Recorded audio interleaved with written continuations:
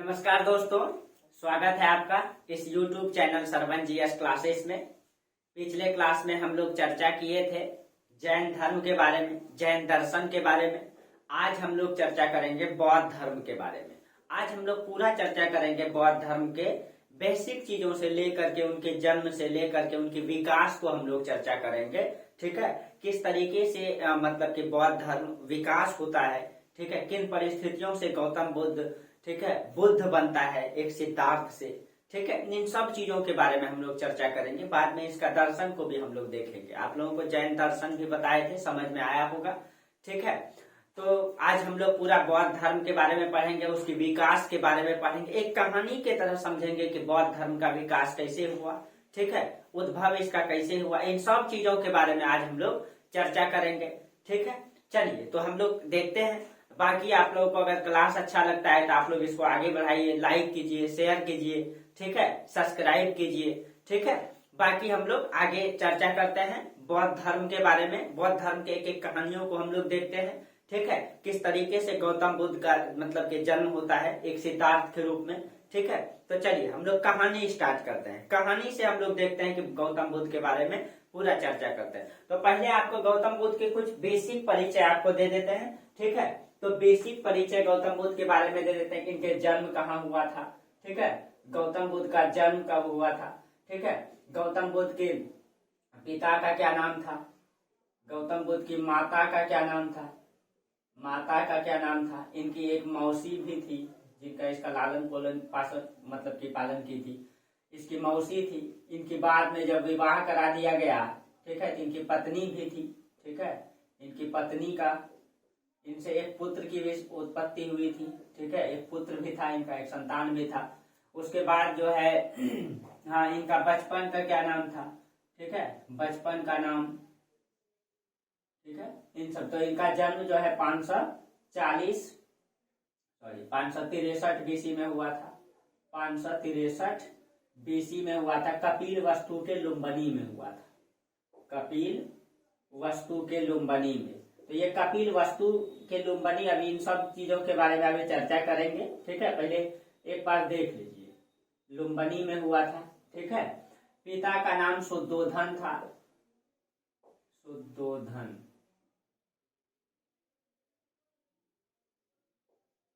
शुद्धोधन। माता का नाम इनका महामाया था, महामाया। मौसी का नाम प्रजापति गौतमी, गौतमी। पत्नी का नाम इनका यशोधरा, यशोधरा। याद रखना इन सब चीजों को, जो फैक्चुअल चीजें हैं। पुत्र का नाम इनका राहुल था। इन सब चीजों के बारे में चर्चा करेंगे। इनका बचपन का नाम, गौतम बुद्ध का बचपन का नाम सिद्धार्थ था, सिद्धार्थ। ठीक है, ये सिद्धार्थ से किस तरीके से गौतम बुद्ध बनता है, इन सब चीजों के बारे में अभी हम लोग चर्चा करेंगे। ठीक है, तो इनका बेसिक चीजें पहले हम लोग चर्चा, एक कहानी बताएंगे आज आप लोग, एकदम कहानी की तरह। आप लोग आज तक बौद्ध धर्म पढ़े, आज मेरा पढ़िए। ठीक है, देखिए किस तरीके से एक कहानी आपको बताते हैं। किसी भी व्यक्ति का जीवन कैसे जानेंगे, अब उसके जन्म से जानेंगे, कहाँ जन्म हुआ, कैसे हुआ, इन सब चीजों के बारे में। ठीक है, तो मैप से इसको हम लोग समझेंगे। ठीक है, देखिए एक मैप बनाते हैं। ठीक है, आप लोग मैप से समझिएगा। मैप से आज सारा कॉन्सेप्ट आपका क्लियर हो जाएगा। आज तक आप लोग बौद्ध धर्म तो पढ़े होंगे, ठीक है, लेकिन ऐसे करके आप नहीं पढ़े होंगे। जैसे आज आपका क्लियर कॉन्सेप्ट हो जाएगा, आज आप ऐसे नहीं पढ़े होंगे। देखिए आपको किस तरीके से आज लिंक करके जो है बौद्ध धर्म आपके क्लियर कराता हूं।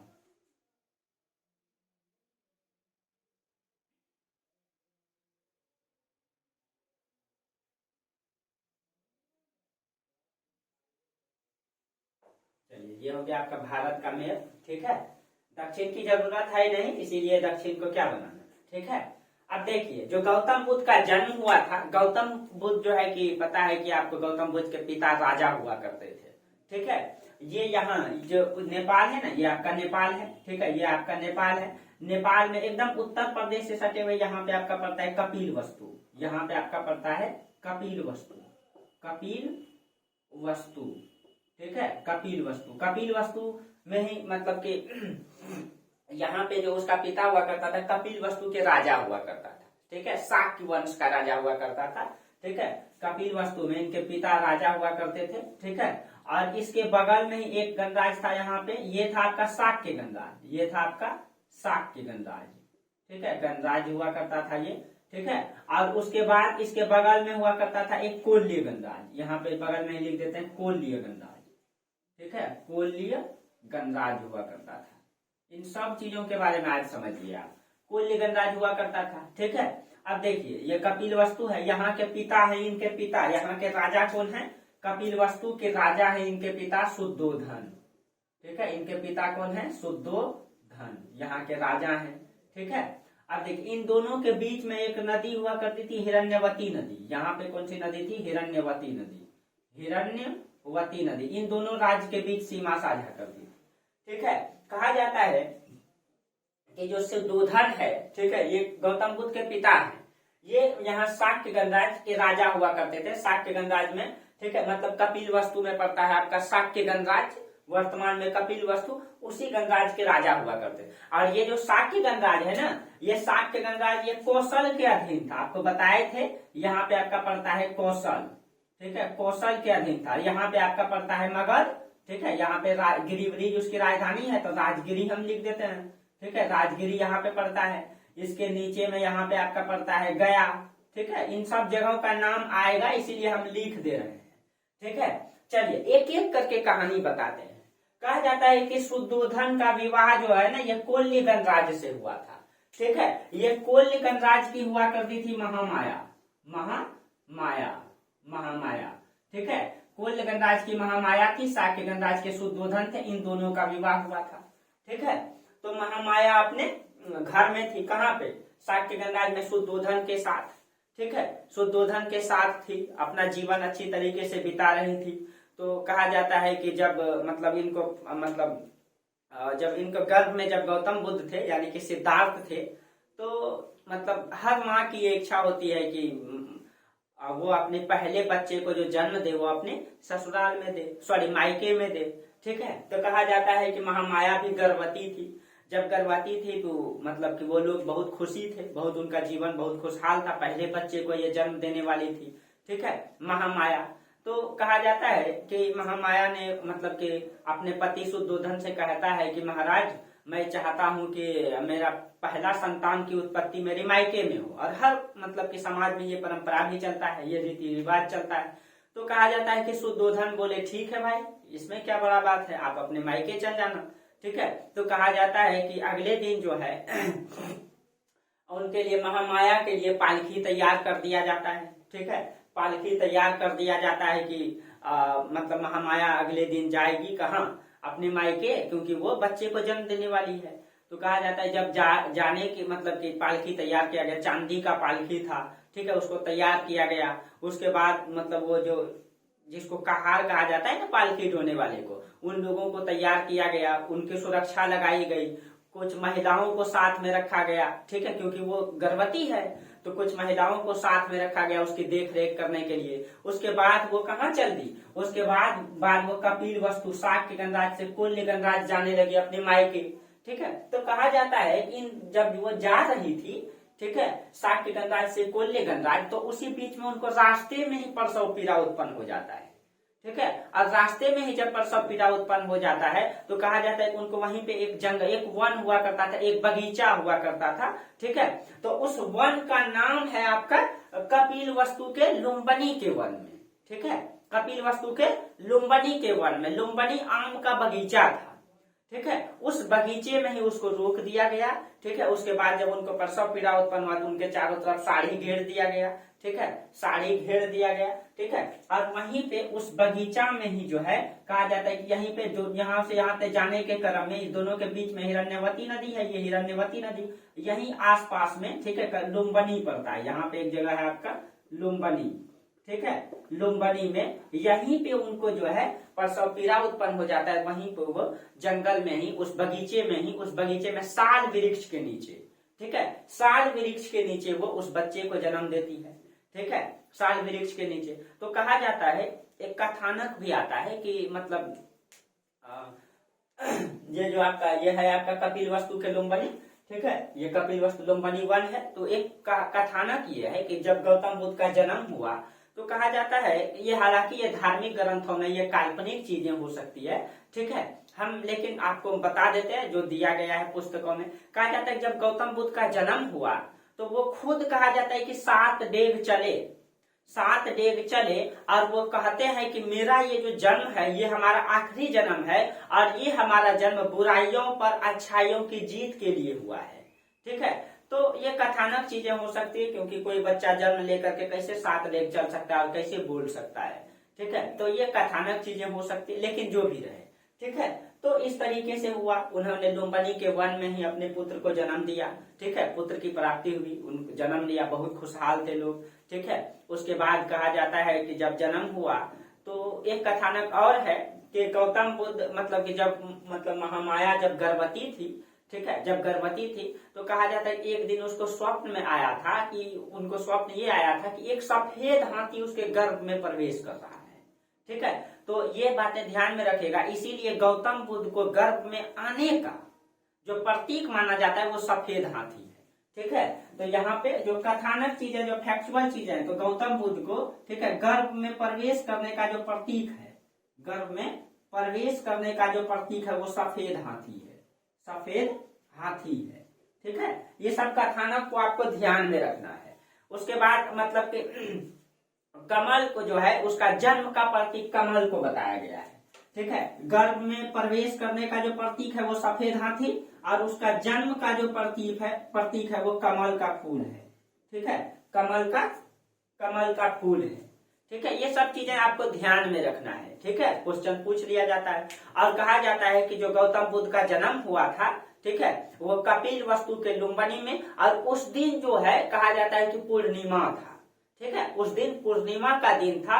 और आपको पता है कि गौतम बुद्ध का जन्म भी पूर्णिमा के दिन हुआ, मृत्यु भी पूर्णिमा के दिन हुआ, और ज्ञान प्राप्ति भी पूर्णिमा के दिन हुआ। इसीलिए और उस पूर्णिमा को बुद्ध पूर्णिमा के नाम से जाना जाता है, जो बैसाख महीने में होता है। तो आपको ये चीजें बताएंगे अभी एक एक करके। ठीक है, तो ये सब चीजें तो हो गई। ठीक है, लेकिन कहा जाता है कि जब मतलब कि महामाया ने उन बच्चे को जन्म दिया तो कहा जाता है कि उनको मतलब कि उनका तबीयत बिगड़ गया, और गौतम बुद्ध के जन्म देने के 7वें दिन महामाया की मृत्यु हो जाती है। ठीक है, ये जो महामाया है, ठीक है, इनको 7वें दिन मृत्यु हो जाती है, गौतम बुद्ध के जन्म के 7वें दिन। जब उनके 7वें दिन मृत्यु हो जाती है तो उनकी मौसी हुआ करती थी कौन? गौतमी। ठीक है, प्रजापति गौतमी। तो कहा जाता है कि शुद्धोधन ने, ठीक है, इन्हीं से मतलब कि इन्हीं से विवाह कर लिया। ठीक है, और जो मतलब सिद्धार्थ का जो लालन पालन है ये प्रजापति गौतमी ने ही किया। तो आप इसको जो है मौसी भी कह सकते हैं, इसको जो है सौतेली माँ भी कह सकते हैं। ठीक है, इसको सौतेली माँ भी कह सकते हैं, क्योंकि कहीं कहीं आता है। ठीक है, कौन? गौतमी। ठीक है, और इसी ने इसका लालन पालन किया 7वें दिन से ही। ठीक है, उसके बाद चलते रहा। उसके बाद कहा जाता है कि गौतम बुद्ध का जब जन्म हुआ था तो उनके साथ साथ कुछ और चीजों का जन्म हुआ था, उनके साथ साथ। जैसे, ठीक है, तो गौतम बुद्ध के साथ साथ किन चीजों का जन्म हुआ आप लिख लेंगे। सबसे पहले वही पीपल का वृक्ष, पीपल का वृक्ष जहां इनको ज्ञान की प्राप्ति होगा, पीपल का वृक्ष ये माना जाता है। ठीक है, दूसरा चीज है वही घोड़ा, कंथक जो गौतम बुद्ध का घोड़ा है, इसका भी जन्म जो है, इस घोड़े का जन्म भी गौतम बुद्ध के जन्म के साथ साथ हुआ है, मतलब उसी दिन हुआ है। कंथक, ठीक है, उनका घोड़ा है ये क्या है? उनका गौतम बुद्ध का घोड़ा है। ठीक है, उसके बाद तीसरा में वही यशोधरा, इनकी पत्नी यशोधरा। ठीक है, यशोधरा, इनका भी जन्म जो है उसी दिन हुआ था। चौथा में इसका दोस्त एक हुआ करता था चानू। ठीक है, उसका दोस्त हुआ करता था चानू, तो चानू का जन्म भी इसी दिन हुआ था। ठीक है, चानू को कहीं कहीं चांद भी कहा गया है। ठीक है, कहीं कहीं चांद भी, कहीं कहीं चन्ना कहा गया है। ठीक है, चानू, चन्ना या चांद। ठीक है, चन्ना। ठीक है, चन्ना ज्यादातर पूछा जाता है। ठीक है, अगर पूछता है तो चन्ना, इसका दोस्त का जन्म भी उसी दिन हुआ था। ठीक है, इसके अलावा, ठीक है, और क्या क्या? हाँ, उसके दरबार में मतलब कि एक मतलब वो रहता था, मंत्री रहता था, मतलब कालूदाई। ठीक है, कालूदाई, इनका भी जन्म उसी दिन हुआ था। कालूदाई ये इसके दरबार में मंत्री हुआ करते थे। ठीक है, गौतम बुद्ध के पिता के दरबार में मंत्री हुआ करते थे। ठीक है, कहा जाता है कि 7 चीजों का जन्म हुआ था, 6 और 7। 2 चीजें और हैं, आप लोग इसको सर्च मार के देख लेंगे, ध्यान में नहीं है। ठीक है, इनका भी हुआ था। तो 5 चीजें ये है, 2 चीजें और हैं, आप लोग इसको देख लेंगे, ध्यान में नहीं है, अगले क्लास में आपको बता देंगे। ठीक है, चलिए, तो ये इनकी जन्म हुई थी। ठीक है, इनके साथ साथ गौतम बुद्ध के साथ साथ। ठीक है, ये सी चीजें हुई। ठीक है, ये सब मतलब कथानक हुई बहुत। उसके बाद कहा जाता है कि जब कथानक हुई तो जब वो बच्चा बड़ा हुआ, धीरे धीरे 2 साल का हुआ, 3 साल का हुआ, तो उनको जो है कि जिस समय उस समय परंपरा चलती थी। ठीक है, परंपरा ये चलती थी कि उनको जो है एक शिक्षक नियुक्त कर दिया गया। ठीक है, शिक्षक क्या, वैद्य की शिक्षा देने लगी। ठीक है, वैद्य की शिक्षा देने लगी, और वैद्य की शिक्षा देने लगी उसके लिए एक उनको शिक्षक नियुक्त कर दिया गया वैदिक शिक्षा देने के लिए। उसका नाम था बृहस्पति। ठीक है, जो इनको शिक्षक नियुक्त किया गया था। ठीक है, जो शिक्षक था, इनका शिक्षक था, उनका नाम क्या था, उनका नाम था बृहस्पति। ठीक है, उनका नाम क्या था, बृहस्पति। यही उनको शिक्षा दिया करते थे। तो कहा जाता है कि शिक्षा दिया करते थे, और एक दिन कहा जाता है घटना ये हुई। घटना क्या हुआ, ठीक है, एकदम कहानी अब समझिएगा आप लोग। घटना ये हुआ कि राज दरबार में ये परंपरा हुआ करता है कि एक बच्चा का जन्म हुआ है। ठीक है, उसका भविष्यवाणी करवाया जाता था। ठीक है, बड़े बड़े पंडितों को बुलाया जाता था, उसका भविष्यवाणी कराया जाता था। बताओ भाई, हमारा बेटा चक्रवर्ती सम्राट बनेगा कि क्या बनेगा, इसका आगे में भविष्य क्या होगा। उस समय ये परंपरा चलता थी। और भाई राज दरबार का बेटा है, एक मात्र संतान है। ठीक है, तो कहा जाता है कि शुद्धोधन ने एक ब्राह्मण को बुलाया। ठीक है, और इनके भविष्यवाणी करने के लिए। उनका नाम था कौंडिन्य। कौंडिन्य। ठीक है, कौंडिन्य ब्राह्मण। और इसके साथ साथ 2 ब्राह्मण और आए थे। ठीक है, उनका नाम था,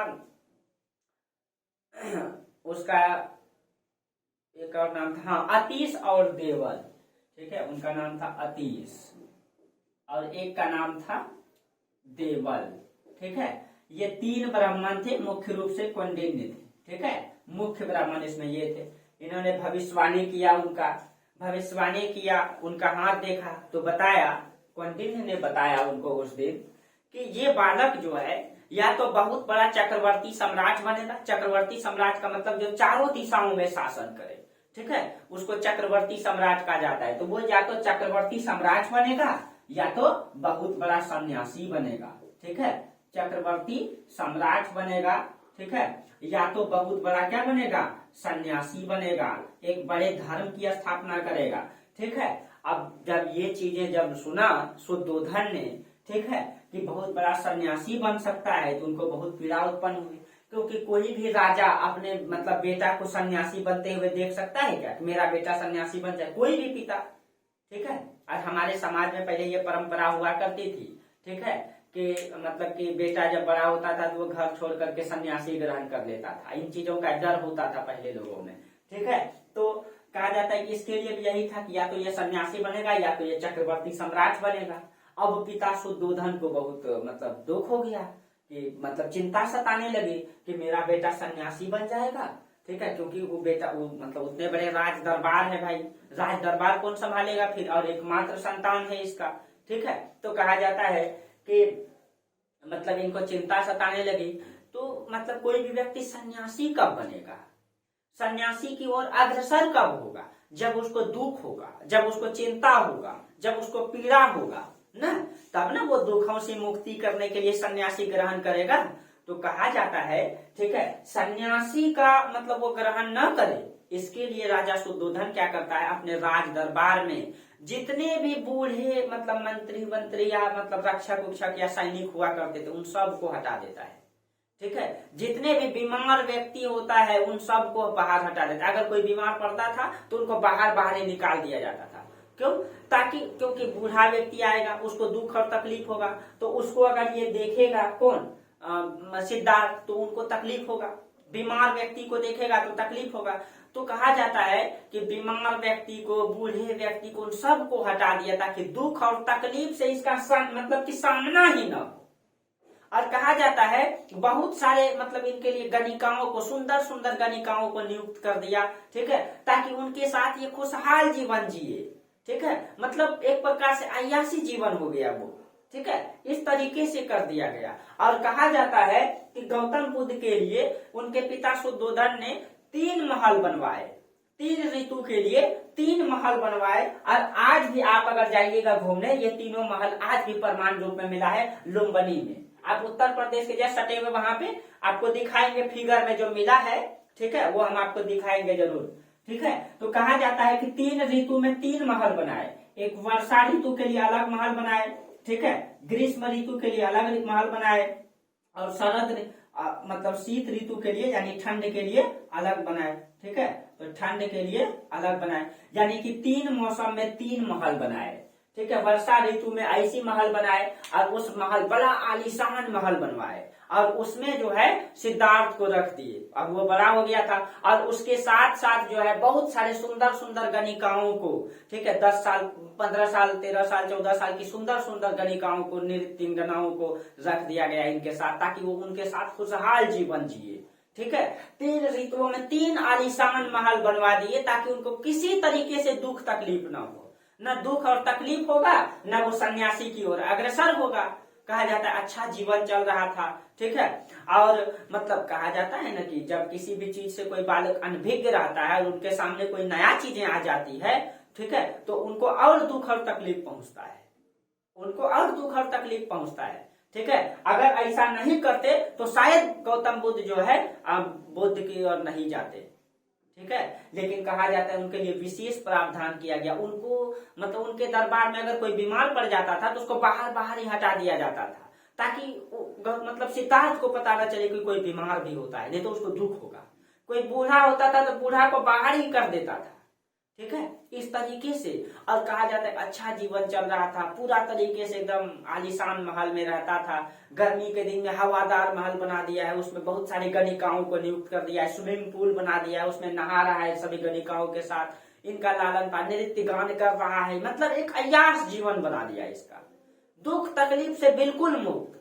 लेकिन कहा जाता है कि होने को कौन टाल सकता है, जो होने वाला है उसको कोई टाल नहीं सकता है, ठीक है। लेकिन फिर भी आप अपने तरीके से कर्तव्य करें, ठीक है, अच्छे कर्तव्य करेंगे तो होनी भी टल जाएगा, कर्तव्य होनी चाहिए आपकी, ठीक है। चलिए, तो कहा जाता है कि इस तरीके से जब हुआ तो एक दिन सिद्धार्थ अपने दोस्त चन्ना से, चन्ना इसका बहुत ही प्यारा दोस्त था, ठीक है, इनका साथी था, इनका हम उम्र के था, यानी बराबर उम्र के था, सब बातें इनसे शेयर करता था वो, ठीक है, एकदम प्यारा दोस्त था इनका। तो एक दिन चन्ना से कहता है कि चन्ना चलो हम अपना राज दरबार घूमते हैं। इनका प्यारा घोड़ा था कंथक, ठीक है, कंथक, चलो हम अपना राज दरबार घूमते हैं। तो चन्ना बोला चलो, अपना पिताजी को बताया भी नहीं, ठीक है, कि चलो कितना बड़ा राज दरबार है, हम घूमने चलते हैं। तो कहा जाता है कि चन्ना ने घोड़ा निकाला, वही कंथक को, सबसे प्यारा घोड़ा हुआ करता था कंथक। ये क्वेश्चन में पूछा जाता है गौतम बुद्ध का घोड़ा का क्या नाम था, ठीक है। तो कंथक को निकाला और चल दिया दोनों घूमने के लिए राज दरबार, की भाई कितना बड़ा राज दरबार है, चलो घूम करके आते हैं, ठीक है। और शुद्धोधन को इस बात का पता नहीं था, शुद्धोधन दूसरा महल में थे, ये दूसरा महल में थे, वहीं पे बगल में आलीशान महल बना हुआ था। ये दोनों घूमने के लिए निकले। जब कहा जाता है घूमने के लिए निकले, गौतम बुद्ध जब घूमने के लिए निकले तब सर्वप्रथम उन्होंने रास्ता में जब देखा, अपने राज्य जब घूम रहा था, तो जिस तरीके से आलीशान महल में जिया है, क्या आम जनता आलीशान महल में रहा करती थी? नहीं, उनके लिए तो झोपड़ियां हुआ करता था, ठीक है। तो कहा जाता है कि रास्ते में उन्होंने कुछ चीजें देखी, ठीक है। जैसे में सबसे पहले जब वो आगे बढ़ रहे थे तो उन्होंने 4 चीजें देखा, ठीक है। कहा जाता है कि सबसे पहले वो जाने क्रम में रास्ते में देखा कि एक वृद्ध व्यक्ति, ठीक है, एक वृद्ध व्यक्ति इस तरीके से डंडा ले लिया है और ऐसे करके झुक करके चल रहा है, ठीक है, झुक करके चल रहा है, पूरा मतलब कमर उनका झुक गया, इतना बूढ़ा हो गया है। तब सिद्धार्थ ने पूछा अपने दोस्त चन्ना से, ठीक है, अपने दोस्त चन्ना से पूछा, तो सबसे पहले उसको क्या दिखता है? वृद्ध व्यक्ति दिखता है, सबसे पहला व्यक्ति, ठीक है, वृद्ध व्यक्ति। तब पूछा चन्ना से, आज तक उसने अपने जीवन में वृद्ध व्यक्ति को देखा नहीं था। चन्ना से पूछा कि चन्ना ये क्या है? बोला कि ये मतलब मनुष्य के जीवन का अंतिम पल है, मतलब एक समय हर व्यक्ति बूढ़ा, ये वृद्ध व्यक्ति है, और एक समय हर व्यक्ति बूढ़ा हो जाता है, ठीक है। और इसी तरीके से चलने लगता है। उनकी उम्र जो है अंतिम पड़ाव में चल जाता है वो। तो बोला मतलब गौतम बुद्ध पूछे उनसे, क्या मैं भी बूढ़ा हो जाऊंगा? बोला हाँ महाराज, आप भी बूढ़े हो जाएंगे, आपके पिता भी बूढ़े हो जाएंगे, हम भी बूढ़े हो जाएंगे, ठीक है, सब बूढ़े हो जाएंगे। तो बोला क्या मैं भी इस तरह लाठी ले टेक के चलूंगा? बोला हाँ आप भी लाठी टेक के चलेंगे, आपके पिता भी चलेंगे, मैं भी चलूंगा, ठीक है। तो बोला उनको यहीं पे उसको खटक जाता है पहली बार कि ये क्या है।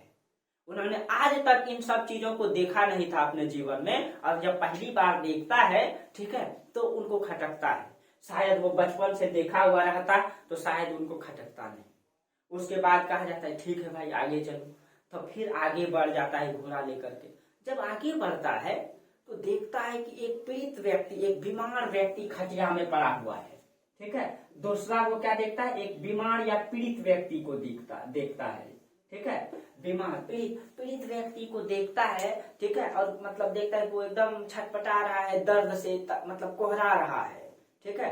तब पूछा कि चन्ना ये क्या है? बोला महाराज ये मतलब कि इसको पीड़ा हुआ है, इसको दुख हुआ है, इसको बीमारी हो गया है। बोला ये बीमारी क्या होता है? ठीक है, बोलता है मनुष्य को पीड़ा होता है, मनुष्य के शरीर में तकलीफ होता है, दुख होता है, ठीक है। बोला ये कैसे होता है? तो मतलब बोला कि जब मनुष्य का शरीर में, ठीक है, ये शरीर पंचतत्वों से बना हुआ है, ठीक है, और जब इस पंचतत्व में जब कोई बाह्य चीजें मतलब एक प्रकार संक्रमण फैलाती है तो इसमें दुख और तकलीफ होता है, ठीक है, इसमें पीड़ा उत्पन्न, दर्द होता है। बोला मुझे तो कभी नहीं हुआ, ठीक है।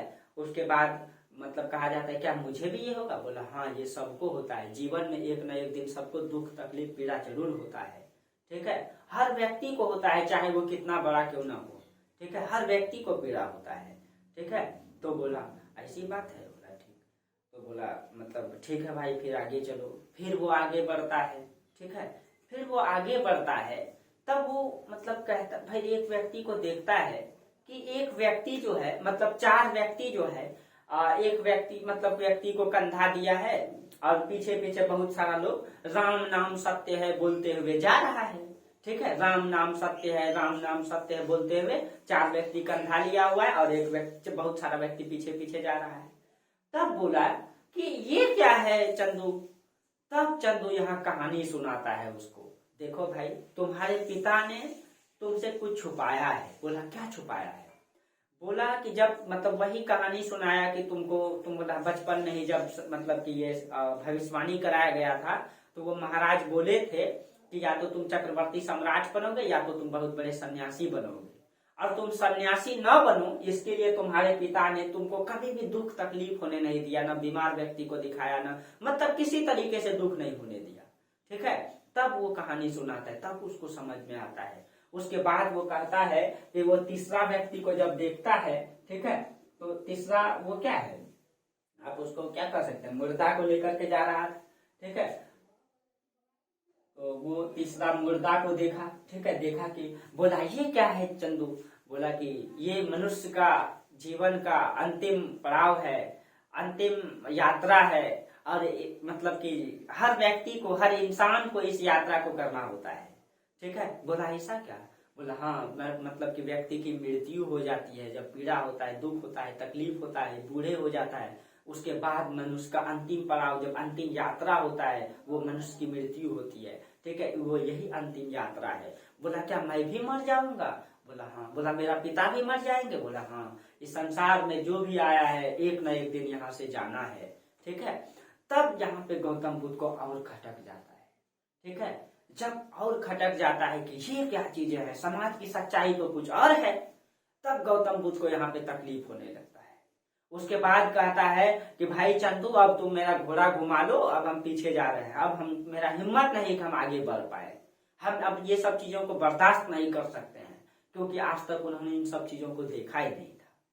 उसके बाद कहा जाता है जब घोड़ा घुमा लेता है, बोलता है शॉर्ट कोट रास्ता, बगीचे बगीचे चलो।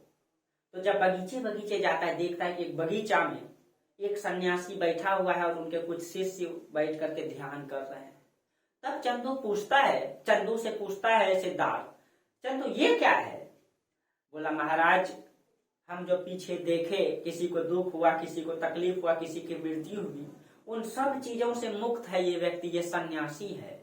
न तो इनको दुख होती है, न तो इनको तकलीफ होती है, न तो इनको पीड़ा होता है, ये और ना ये बंधनों से मुक्त हो चुका है, ये दुख तकलीफ बंधन पीड़ा से मुक्त हो चुका है।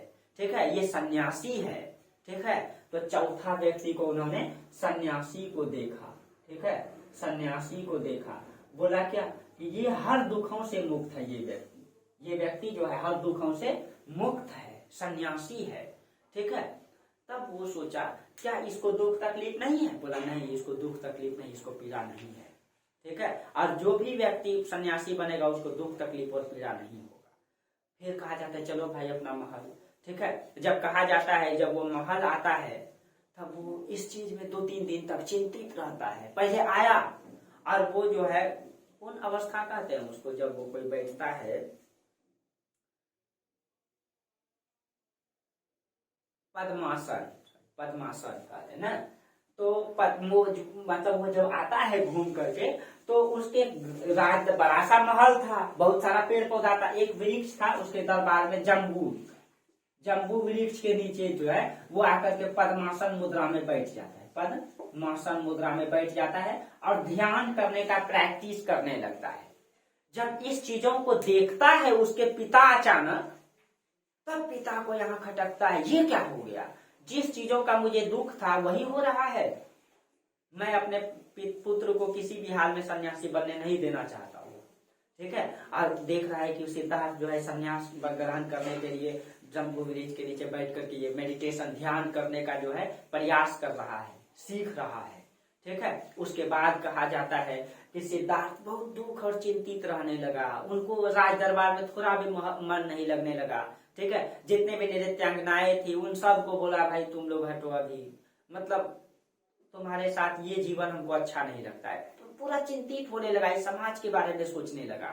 ठीक है, और इससे मतलब जब ये चिंतित होने लगा तो सबसे बड़ा चिंता किसको हुई? उनके पिता को, कि मतलब ये क्या हो गया सिद्धार्थ के साथ। तो कहा जाता है कि लगभग 16 वर्ष की उम्र रही होगी उस समय।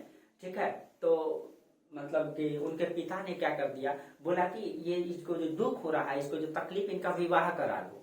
जब विवाह करा देंगे तो ये गृहस्थी संभालेगा, गृहस्थ जीवन में आ जाएगा, तो इनको दुख और तकलीफ नहीं होगा। तो कहा जाता है उसके बाद गौतम बुद्ध को लगभग 16 वर्ष की अवस्था है, कई सारा बुक में अलग अलग दिया है, लेकिन बहुत सारा बुक 16 वर्ष दिया हुआ है, 16 वर्ष की अवस्था में था। ठीक है, शाक के गणराज की एक बहुत सुंदर लड़की हुआ करती थी, महामाया, सॉरी यशोधरा। ठीक है, महामाया मतलब कि माँ है उसकी। ठीक है, मतलब मिस्टेक हो जाए तो 16 वर्ष की उम्र में, ठीक है, यशोधरा से, ये बहुत ही सुंदर थी यशोधरा। ठीक है, कहा जाता है इतनी सुंदर थी, ठीक है, कि हर राजकुमार इसमें फिदा हो जाए। ठीक है, तो मतलब इनकी एक सुंदर लड़की से, इन समय इनका उम्र भी शायद 13 साल था यशोधरा का। ठीक है, इनसे विवाह करा दिया गया। ठीक है, और इनसे इसीलिए विवाह करा दिया गया ताकि वो अपने पत्नी के साथ खुश रहे। लेकिन कहा जाता है कि उनको मतलब इन सब चीजों, उनको गृहस्थ जीवन में बिल्कुल मन नहीं लगता था। ठीक है, यशोधरा के साथ वो बिताता ही नहीं था, एक साथ रहता ही नहीं था सही तरीके से। ठीक है, क्योंकि उनको गृहस्थी में बिल्कुल मन नहीं लग रहा था। लेकिन राजा शुद्धोधन चाह रहा था कि मेरा राज दरबार ये संभालेगा, लेकिन ऐसा नहीं होगा। ठीक है, तो कहा जाता है कि जब मन नहीं, उसके बाद बहुत दिन ऐसा चलता रहा। ठीक है, वो हमेशा अपने मतलब दरबार से बाहर निकल करके मतलब पार्क टाइप का बना हुआ रहता है ना, ठीक है, वहां बैठता अकेले, मतलब हमेशा अकेला अच्छा महसूस करता। ठीक है, एक सन्यासी की तरह अकेला सोचता। ठीक है, इसी तरीके से 12 वर्ष बीत गया। ठीक है, शादी करने से 12 वर्ष बीत गया, लेकिन कहा जाता है एक भी संतान की उत्पत्ति नहीं हुई। ठीक है, जब 12 वर्ष हुआ, ठीक है, एक दिन कहा जाता है ये बैठा हुआ था वही बाहर में, महल के बाहर पेड़ के नीचे बैठ करके चिंतन कर रहा था। तो अचानक उधर से एक मतलब उनकी जो देख रेख करने वाली होती है ना, ठीक है, वो आती है और दासी जिसको कहते हैं, वो दासी आती है और एक बच्चे को गोद में लेके आती है। ठीक है, और वो कहती है कि महाराज आपको पुत्र की प्राप्ति हुई है अचानक। तो गौतम बुद्ध वहां कहते हैं लो राहु आ गया। ठीक है, राहु मतलब क्या हो गया? बंधन। एक तो हम पहले पत्नी के बंधन से बंधे हुए थे, पिता के बंधन से बंधे हुए थे, और एक राहु आ गया, बंधन आ गया। वही जब वो राहु बोलता है ना तो उसी से उसका पुत्र का नाम राहुल हो जाता है, राहुल। तो राहुल का जन्म जो है शादी के 12 वर्ष बाद हुआ था, ठीक है, 12 वर्ष बाद हुआ था। यानी 12 और 16 कितना हो गया, 16 10 26 2 28 साल, ठीक है। यानी कि शादी के 12 वर्ष बाद जो है राहुल की जन्म हुआ था, ठीक है। लगभग 27-28 साल उस समय, ठीक है, गौतम बुद्ध के हो चुके थे, ठीक है, हो चुके थे। उस समय राहुल का जन्म हुआ तो बोले कि लो एक राहु और आ गया। राहु मतलब क्या, बंधन, ठीक है। और हम एक बंधनों में बंध गए, हमारे पास एक जिम्मेवारी और बढ़ गई, ठीक है। तो मतलब उसके बाद कहा जाता है कि इस तरह से चलते रहा। राहुल कहा जाता है 2 वर्ष हो गया। गौतम बुद्ध बहुत चिंतित रहते थे। ये उस समय सिद्धार्थ थे, उस समय गौतम बुद्ध बने नहीं थे, उनका नाम सिद्धार्थ था, ठीक है। बुद्ध तो जब ज्ञान प्राप्त हो जाएगा तब होंगे, लेकिन हम बोल रहे हैं तो बोलने की क्रम में आप समझ जाइए, ठीक है। वो है अभी सिद्धार्थ। तो कहा जाता है कि इस तरह चलते रहा। राहुल 2 वर्ष का हो गया। गौतम बुद्ध को बिल्कुल अपनी पत्नी के साथ मन नहीं लग रहा था, ठीक है। उसी तरीके से नृत्य गान के साथ अपना जीवन किसी तरह बिता रहा था। तो एक दिन कहा जाता है कि वो नृत्य सुनते सुनते अचानक उसको नींद आ जाता है, नींद आ जाता है। नृत्यंगनाएं जो थी उनकी, ठीक है, बहुत सुंदर सुंदर नृत्यंगनाएं हुआ करती थी, वो लोग भी वहीं पे लेट जाती है और सो जाती है, ठीक है, जैसे तैसे सो जाती है। और उसी क्रम में गौतम बुद्ध बैठे हुए थे, ठीक है, उसी क्रम में सोफा पर बैठे थे, उसी क्रम में गौतम बुद्ध की 12 बजे रात में नींद खुलता है। जब नींद खुलता है तब देखता है वो क्या कि किसी नृत्यंगनाएं की बाल ऐसे पड़ा हुआ है, मतलब जैसे तैसे दिखाई दे रहा है, ठीक है। उनका रूप में दिखाई दे रहा है, जो वो पाउडर लिपस्टिक लगा करके आती है सामने, वो सब मतलब बिल्कुल गंदा नजर आ रहा था, जैसे तैसे लगा हुआ है, बाल बिखरा हुआ है और जैसे तैसे लेटी हुई है, ठीक है। जब इस परिदृश्य को गौतम बुद्ध देखता है, वो कहता है कि समाज का वास्तविक स्वरूप यही है, जो हमारे सामने प्रस्तुत होती है वो तो बनावटी है, वास्तविक स्वरूप तो ये है, ठीक है। तब कहा जाता है उसी दिन गौतम बुद्ध ने 12 बजे रात में ही अपनी पत्नी को और अपने बच्चे को, ठीक है, सोए हुए छोड़ करके देख लेता है और चन्ना को कहता है रात में ही चन्ना घोड़ा निकालो। और 12 बजे रात में अपने घोड़े को साथ में लेकर के चन्ना के साथ में वह घर गृह को त्याग कर देता है। इसको गृह त्याग करता है तो उस समय गौतम बुद्ध 29 वर्ष के हो चुके हैं। राहुल 2 वर्ष के हो चुके हैं और गौतम बुद्ध कितने वर्ष के, 29 वर्ष के हो चुके हैं, ठीक है। और वो गृह त्याग कर देते हैं, ठीक है। अब वो यहाँ से जब यहाँ से 29 वर्ष की अवस्था में निकलते हैं, हाँ, गृह त्याग को जो है वो मतलब 29 वर्ष की अवस्था में जब वो गृह त्याग करते हैं, ठीक है, गृह त्याग करते हैं, ठीक है। तो गृह त्याग को बौद्ध धर्म में जो है महाभिनिष्क्रमण कहा गया है, ठीक है। क्या कहा गया है, महाभिनिष्क्रमण कहा गया है, ठीक है। ये सब कुछ वर्ड आती है जो पूछा जाता है, ठीक है। जब कहा जाता है जब ये निकला, ठीक है, तो इसके गृह त्याग मतलब कि जब वो गृह त्याग कर देता है, ठीक है, उसके बाद ये वहीं पे बगल में जाता है खंडवन में जाता है, मतलब वहां नहीं, सॉरी, अनूप्य नामक स्थान में वो जाता है, ठीक है। अनूप्य नामक स्थान में जाता है, वहां पे जाकर के जो अपनी राजा वाला भेष था, ठीक है, युवराज के रूप में रहता था, राजा के रूप में रहता, मुकुट तलवार ये सब लेकर के रहता था, ठीक है, अपना जीवन जी रहा था। तो कहा जाता है उस भेष में जाता है अनूप्य नामक स्थान में, वहां पे अपना मतलब कि राजा वाला भेष को जो है चेंज करता है, सारा मुकुट को निकालता है, ठीक है, तलवार को निकालता है। उसके बाद चन्ना को देता है, कहता है चन्ना अब तुम जाओ, अब हम घर नहीं जाएंगे, हमारे पिता को बोल देना। तो चन्ना यहाँ कहता है महाराज आप ये क्या कह रहे हैं, आपकी पिता तो हमारी हत्या कर देंगे। बोला नहीं। तब वो क्या करता है, उस तलवार से अपना बाल को काटता है और उसको दे देता है, बोलो लो। और अपने राजवंशी को मतलब जो अपना राजा वाला भेष था वो वस्त्र को दे देता है, बोला ये दो प्रतीक और तुम बोल देना कि गौतम जो सिद्धार्थ है वो अब संन्यास ग्रहण कर लिया है, अब वो कभी वापस नहीं आएगा। और घोड़ा को कहा जाता है कि चन्ना वापस बिल्कुल नहीं आ रहा था, हम तुमको छोड़ के किसी भी हाल में नहीं जा सकते हैं, ठीक है। लेकिन कहा जाता है कि उनको डांट करके भगा दिया और वो मतलब कि तब जो है कंथक को लेकर के, घोड़ा को लेकर के चन्ना वापस आ गया। उसके बाद गौतम बुद्ध जो है यहीं से संन्यास ग्रहण कर लिए और संन्यास ग्रहण कर लिए, अपने राजा वाला भेष को त्याग दिए, ठीक है। उसके बाद वो जो है ठीक है, कठोर तपस्या में लग जाएंगे तो कहा जाता है वो अनूप्य से आगे बढ़ता है। ठीक है, और वो आ जाता है वैशाली। ठीक है, आपको कुछ स्थान का भी नाम बताएंगे। ठीक है, तो आपको पता है कि वैशाली यहाँ पे है। देखिए ये राजगिरी है, राजगिरी के ऊपर में यहाँ पे है वैशाली। ठीक है, ये है आपका वैशाली। ठीक है, वैशाली थोड़ा देखिए ये इसमें गैप ज्यादा है तो यहाँ पे राजगिरी मान लीजिए, गैप ज्यादा है लेकिन यहाँ जगह की कमी है तो आप समझ लीजिए। ठीक है, क्योंकि राजगिरी कहाँ पड़ता है, नालंदा में, और वैशाली पटना के ऊपर न, तो बीच में पटना फिर वैशाली, तो दूरी है इसमें। ठीक है, तो लेकिन है दोनों बिहार में ही, आप समझ ही रहे हैं। ठीक है, आपको दिखा देंगे मैप में। ठीक है, तो देखिए पहले गया, फिर राजगिरी। ठीक है, राजगिरी इसको भी कहते हैं, फिर वैशाली। तो गया तो आपको जानते हैं डिस्ट्रिक्ट ही है। राजगीर जो है नालंदा डिस्ट्रिक्ट में पड़ता है, एकदम नालंदा डिस्ट्रिक्ट के दक्षिण में। ठीक है, आप लोग गए भी होंगे। ठीक है, मैं तो यहाँ गया हूँ, बहुत अच्छी तरीके से इन सब चीजों का भ्रमण किया हूँ। फिर वो वैशाली, ठीक है, उसके ऊपर में वैशाली हुआ करता है। वो वहां से अनूप्य नामक स्थान से वो कहा चले, यानी कि वो अपना घर से निकलता है और इधर एक स्थान पड़ता है अनूप्य। अनूप्य, ठीक है, यहाँ आ जाता है। ठीक है, इस यहाँ आ जाता है, यहाँ हम लिखते नहीं लेकिन इस बीच में वो आ जाता है। ठीक है, यहाँ आने के बाद वो आगे बढ़ जाता है राजगिरी की ओर, वैशाली की ओर बढ़ जाता है। यहाँ से वो कहा जाता है वैशाली आ जाता है। ठीक है, ये नेपाल का क्षेत्र, यहाँ से वैशाली आ जाता है। और वैशाली आकर के यहाँ से उनको एक व्यक्ति से मुलाकात होता है अलार कलाम से। ठीक है, ये सांख्य दर्शन के गुरु हुआ करते थे। हम दोस्तों इसको साइट में लिखते हैं, मैपिंग में पढ़ाते हैं आपको।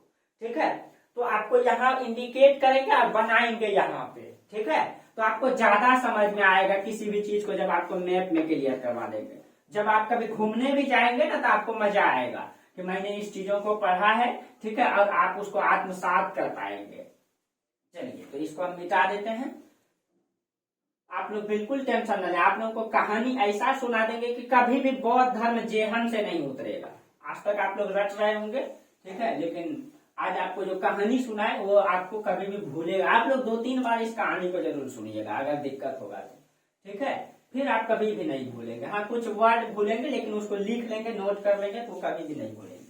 ठीक है, तो सबसे पहले वो, ठीक है, अपना देखिए, मान लीजिए यहाँ पे है कपिल वस्तु, ये है आपका कपिल वस्तु। कपिल वस्तु, कपिल वस्तु से वो निकल करके इधर आता है अनूप्य।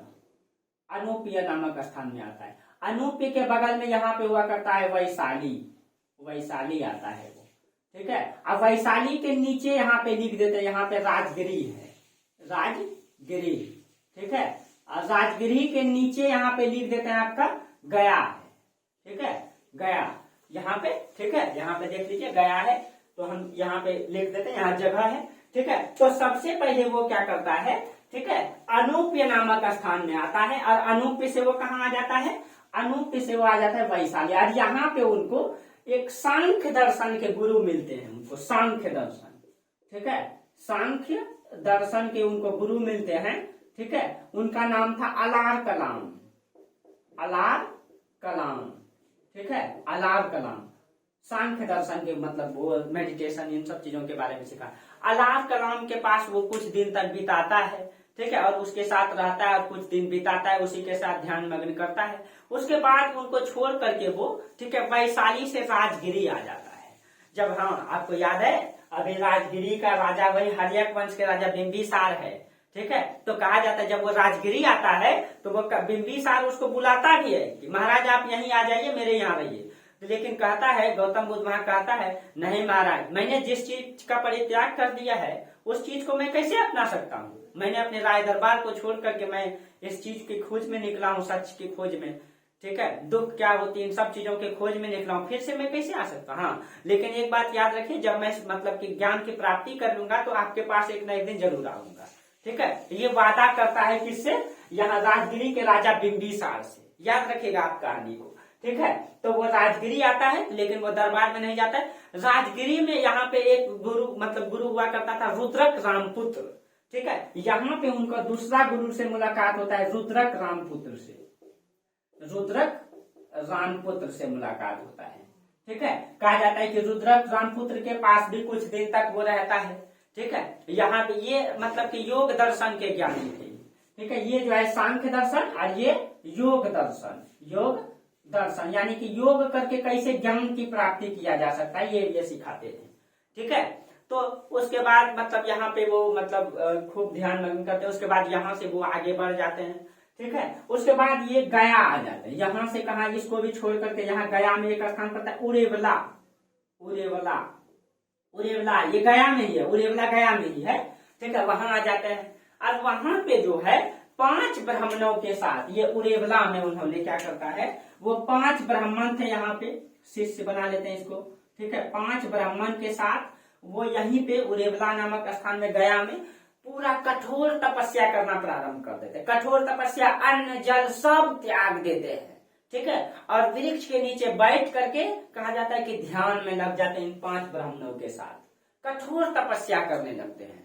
लेकिन कहा जाता है, ठीक है, कठोर तपस्या 6 वर्ष तक करते हैं वो, लेकिन उनको ज्ञान की प्राप्ति नहीं होती है। ज्ञान की प्राप्ति नहीं होती है। ठीक है, तो कहा जाता है कि ये जो है ना, ये मतलब गया में जब आप जाइएगा, ठीक है, मैं वहां गया हूँ। ठीक है, जब आप जाइएगा तो वहां पे नदी है, निरंजना नदी है। तो यहाँ उरेवला में निरंजना नदी के तट पे एक पीपल का वृक्ष हुआ करता था, यहीं पे तट के पास। ठीक है, एक पीपल का वृक्ष हुआ करता था। ये पीपल के वृक्ष के नीचे बैठ करके ये ध्यान मग्न करते थे। ठीक है, यहीं पे तो ये नदी हुआ करता था। नदी के पास से एक रास्ता गुजरा हुआ था। ठीक है, यहाँ के पास से पेड़ के बगल से एक रास्ता गुजरा हुआ था। इस रास्ता में ये जो समाज की महिलाएं थी यहाँ नहाने आया करती थी। ठीक है, तो ये बगल से गुजरते हुए जाता था, यहाँ पे वो ध्यान मग्न करता था इस मतलब पीपल वृक्ष के नीचे। ठीक है, तो कहा जाता है कि वहां की महिलाओं ने कहा, ठीक है, मतलब एक बच्चा वहां बीना बजा रहा था, बीना बजा रहा था। तो जब वो बीना बजा रहा था तो वो क्या कर रहा था कि वो बीना के तार को खूब कस देता था तो वो टूट जाता था। जब वो टूट जाता था तो बच्चा पूरा ढीला करता था तो वो बजता ही नहीं था, मधुर आवाज ही नहीं देता था। तो इधर से जब महिलाएं सब गुजर रहे थे, यहाँ पे वो बालक को बोला कि तुम भी उस सन्यासी के तरह बुर्बक हो। ठीक है, बुर्बक हो, अगर उस तार को अधिक कस दोगे तो वो टूट जाएगा, और अगर तुम उसको ढीला रखोगे तो वो मधुर आवाज नहीं देगा। तुम उसको मध्यम अवस्था में रखो, एकदम मधुर आवाज देगा। ठीक है, तब गौतम बुद्ध यहाँ बगल में बैठ करके यहाँ पे ध्यान कर रहे थे। ठीक है, यहाँ पे ध्यान कर रहे थे। तो वो जब ये बात को सुने, ठीक है, तब उनको बुद्धि खुला।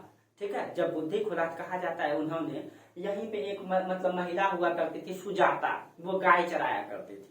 ठीक है, तो कहा जाता है गौतम बुद्ध इतने कमजोर हो गए थे, 6 साल तक मतलब ऐसे रह गए थे, पूरा कमजोर हो गए थे, लेकिन ज्ञान की प्राप्ति नहीं हुआ।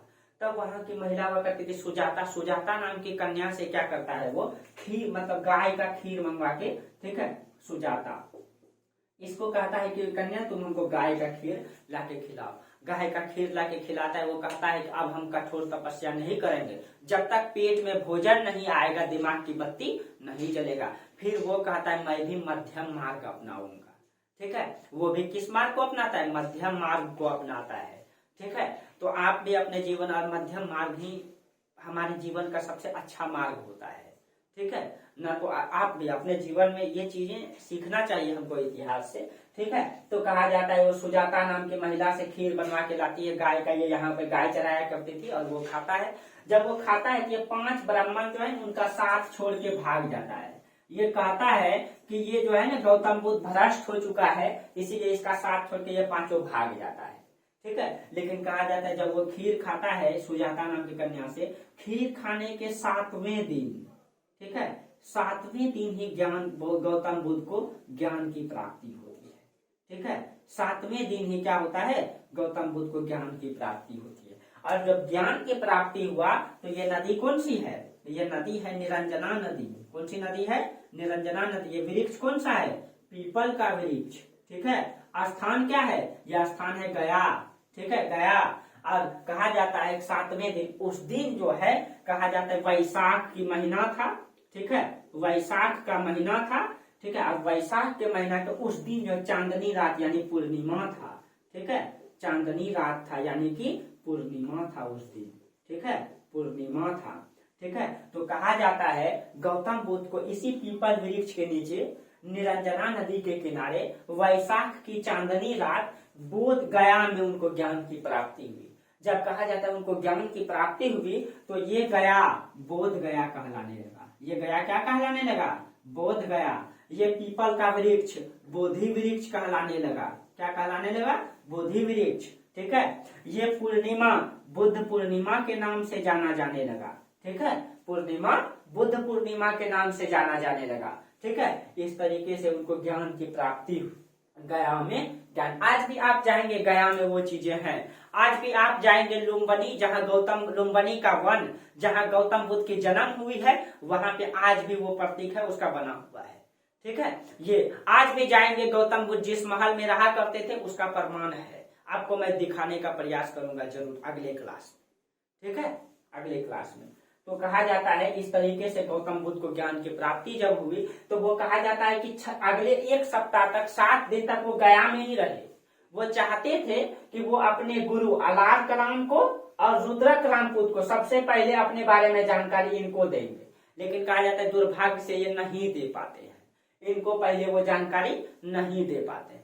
जब वो नहीं दे पाते हैं तब ये यहाँ मतलब राजगिरी मतलब गया से वो आगे बढ़ जाते हैं।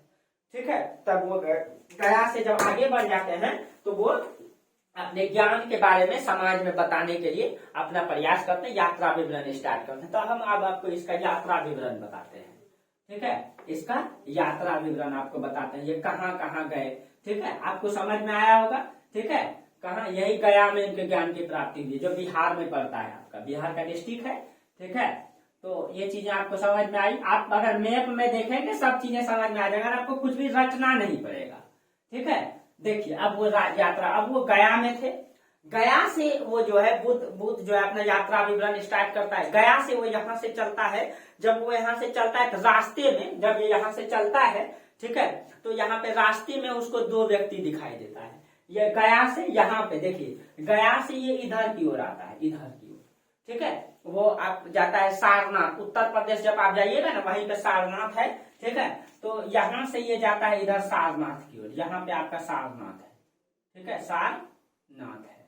ठीक है। यहीं पे पहला उपदेश दिए थे, अभी यहाँ चर्चा करते हैं। ठीक है।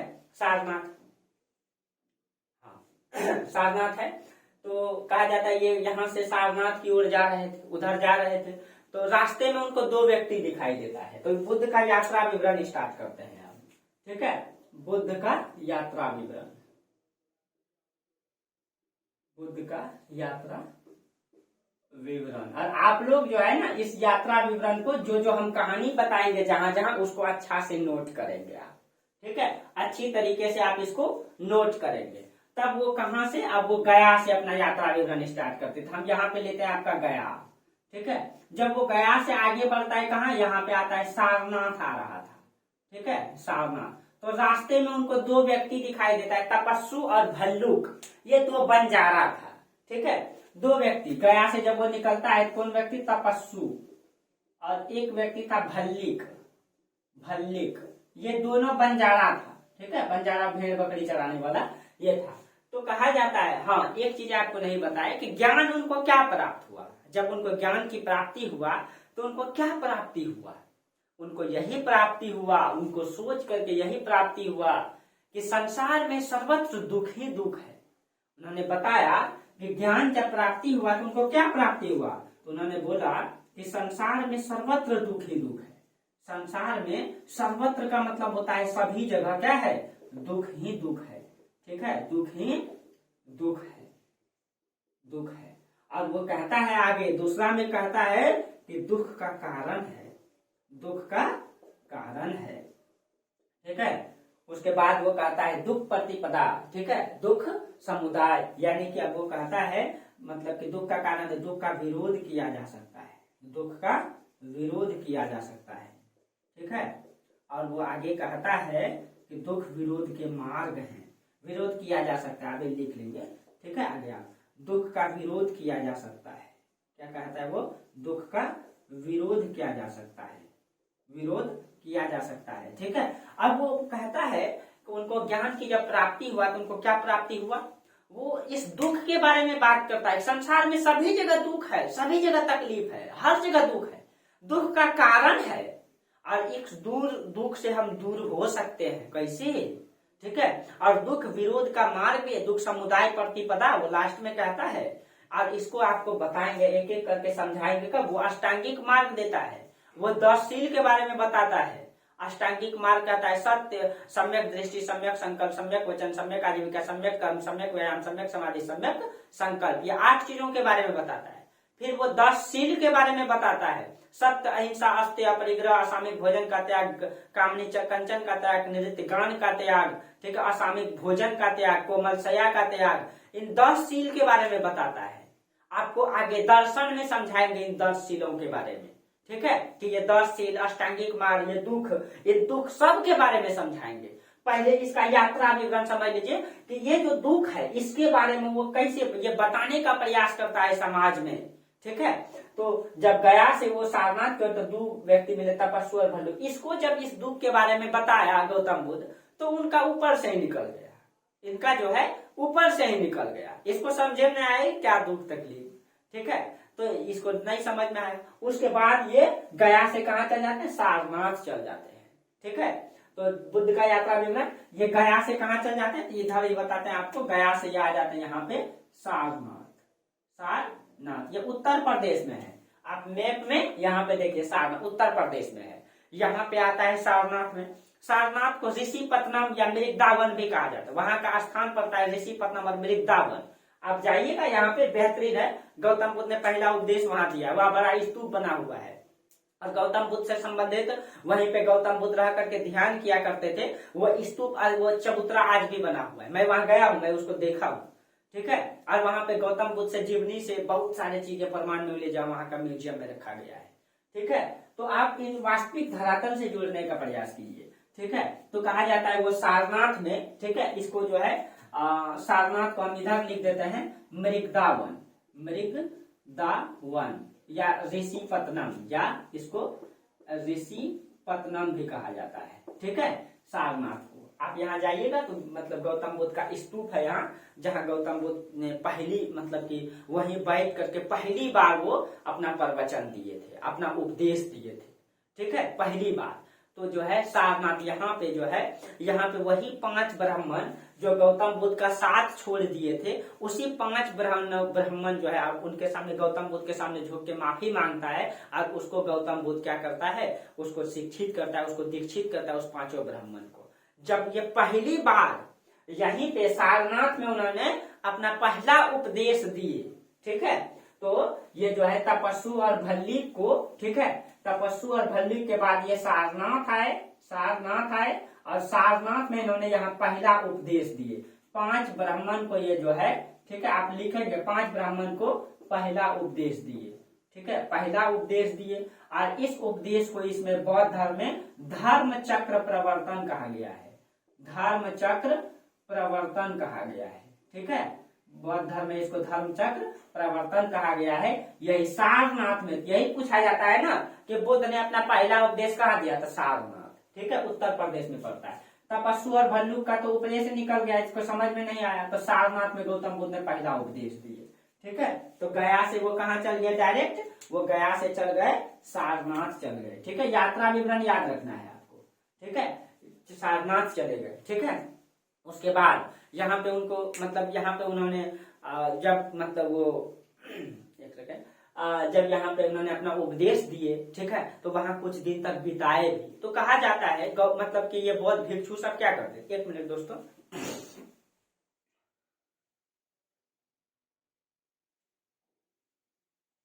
अब देखिए, कहा जाता है कि बौद्ध भिक्षु सब क्या क्या करते थे, ठीक है।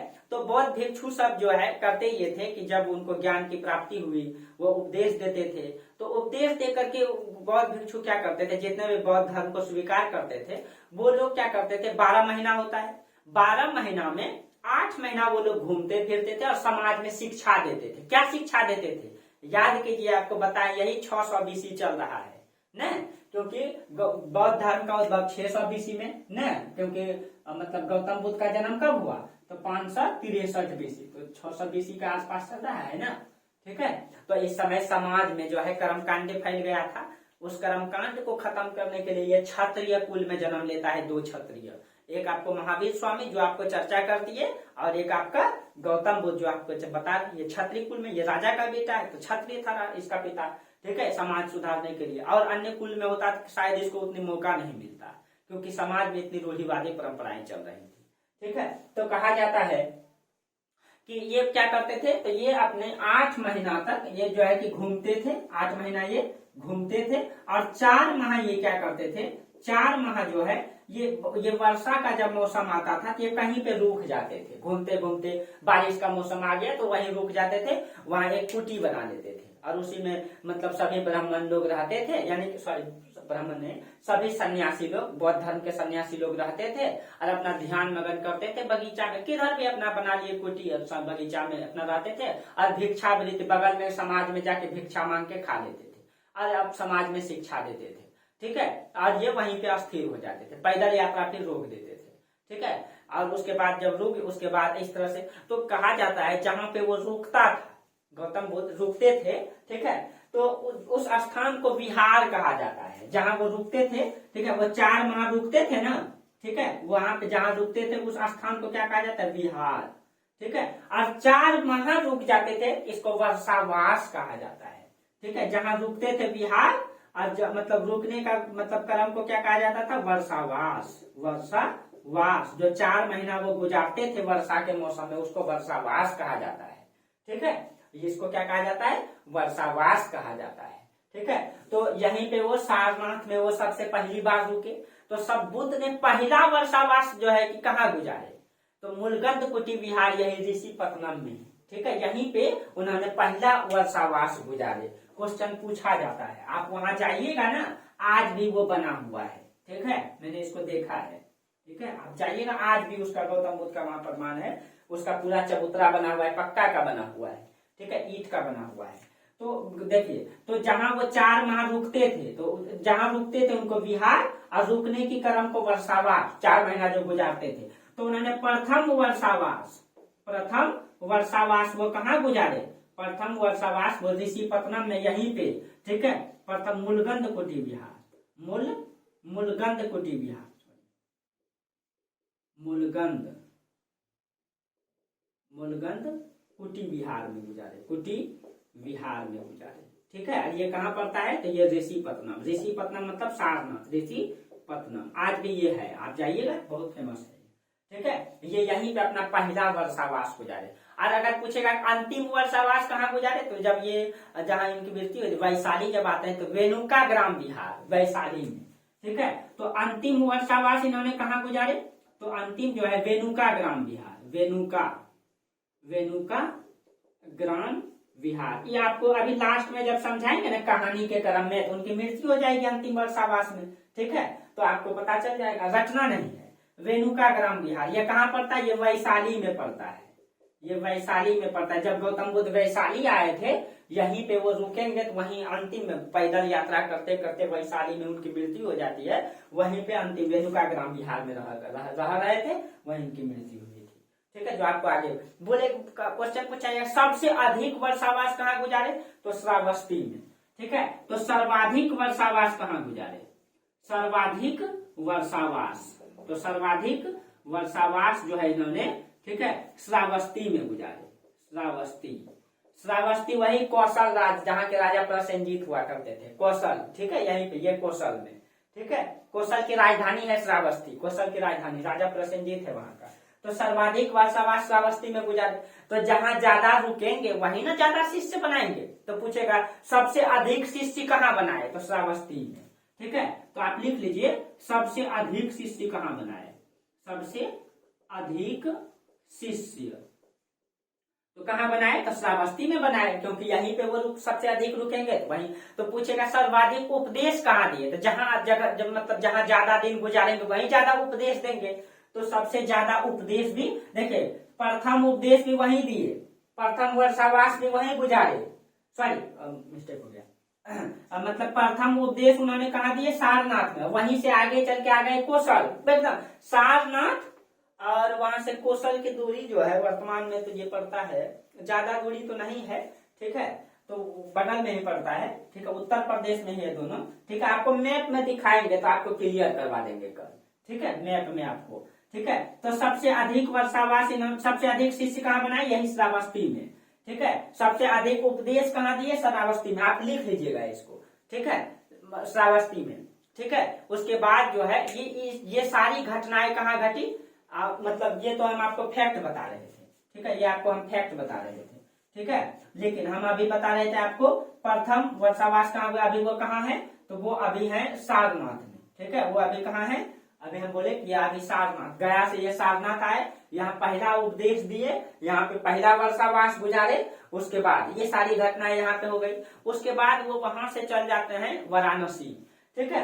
एकदम सारनाथ से वाराणसी जो स्टेशन है, ठीक है, एकदम बगल में पड़ता है, ठीक है, बगल में है वाराणसी स्टेशन, ठीक है। सारनाथ से मतलब हमको लगता है कि 5 किलोमीटर होगा शायद, हम वहां गए हैं, 4 या 5 किलोमीटर होगा, ठीक है। तो सारनाथ से हाँ, वाराणसी ना पंडित दीनदयाल उपाध्याय जंक्शन, यहाँ से बगल में पड़ता है स्टेशन, ठीक है। वहीं वाराणसी में, ठीक है, वह सारनाथ से वो आ जाते हैं वाराणसी आ जाते हैं, ठीक है, वाराणसी। और वाराणसी में उन्होंने उसके सारनाथ से अब कहाँ आ जाएंगे? वाराणसी। तो अब याद रखिएगा, सारनाथ से ये इधर आ जाएंगे वाराणसी, ठीक है। अब देखिए, अब हम आपको पता है कि जब गौतम बुद्ध को ज्ञान प्राप्ति हुआ, सारनाथ आए, यहाँ उपदेश दिए, तो उनका बहुत सारा शिष्य न बन गया। अब ढेर सारा शिष्य बन गया तो उसके पीछे पीछे सब पड़ गए शिष्य सब। तो वही जब यहाँ सारनाथ से वाराणसी आने के क्रम में देखा कि ढेर सारा शिष्य इसका पीछा पड़ा हुआ है, तब उन्होंने बोला नहीं, ऐसे नहीं होगा, अब एक संघ बनाओ। तब यहीं वाराणसी में बौद्ध संघ की स्थापना की, ठीक है। बौद्ध संघ बनाए, संघ का नियम निर्धारित करेंगे, तो संघ के बारे में आपको अगले क्लास में चर्चा करेंगे, ठीक है। बौद्ध दर्शन, बौद्ध संघ, इन सब के बारे में कल आपको यात्रा विवरण बताएंगे बौद्ध का, ठीक है। ठीक, आपको कहानी समझ में आया होगा। आज यहीं तक रहने दीजिए, कल आपको पूरा यात्रा विवरण समझाएंगे। आज हम ज्ञान की प्राप्ति तक चर्चा किए, कल हम पूरा गौतम बुद्ध की यात्रा विवरण चर्चा करेंगे, ठीक है। कहानी लंबा है, कहानी इंटरेस्टिंग है, कहानी मस्त है, ठीक है। और आपको मतलब कोई भी चीज को कहानी की तरह अगर आप लीजिएगा तो आपको कभी जिंदगी में रखना नहीं पड़ेगा। धरातल से देखिए, मैप से समझिए, कभी भी समझ में आएगा और कभी भी भूलिएगा नहीं। आप इसको मैप इसी तरीके से मैपिंग करके बना लेंगे तो आप कभी भी नहीं भूलेंगे, ठीक है। जैसे मैं बता रहा हूं, इसको आप नोट करेंगे, ठीक है, तो आपको नोट्स भी मिलेगा, लेकिन ये मैप वेप ये सब आप बनाते रहिए, ठीक है। चलिए, तो आज यहीं तक रहने दीजिए, ठीक है। फिर हम लोग कल चर्चा करेंगे, ठीक है, एक बेहतरीन कॉन्सेप्ट के साथ उनकी यात्रा विवरण को, गौतम बुद्ध के, ठीक है, और फिर उसके दर्शन को पढ़ेंगे, ठीक है। चलिए, आज हम लोग यहीं तक बात करेंगे, ठीक है। तब तक के लिए आप लोगों को बहुत बहुत धन्यवाद पूरा वीडियो देखने के लिए। हाँ, अगर आप लोगों को वीडियो अच्छा लगता है, मेरी कहानी अच्छा लगता है, ठीक है, तो आप लोग वीडियो को लाइक कीजिए, सब्सक्राइब कीजिए, शेयर कीजिए, ठीक है। कम से कम जोर से थंबनेल तो दबा दिया कीजिए, आप लोग सभी देखते हैं, ठीक है। अच्छा लगता है, लेकिन आप लोग लाइक नहीं करते हैं, ठीक है। लाइक कीजिए, पूरा वीडियो जरूर देखिए, ठीक है। चलिए, तो फिर हम अगले क्लास में चर्चा करेंगे, ठीक है, गौतम बुद्ध की पूरी कहानी के साथ, ठीक है। धन्यवाद।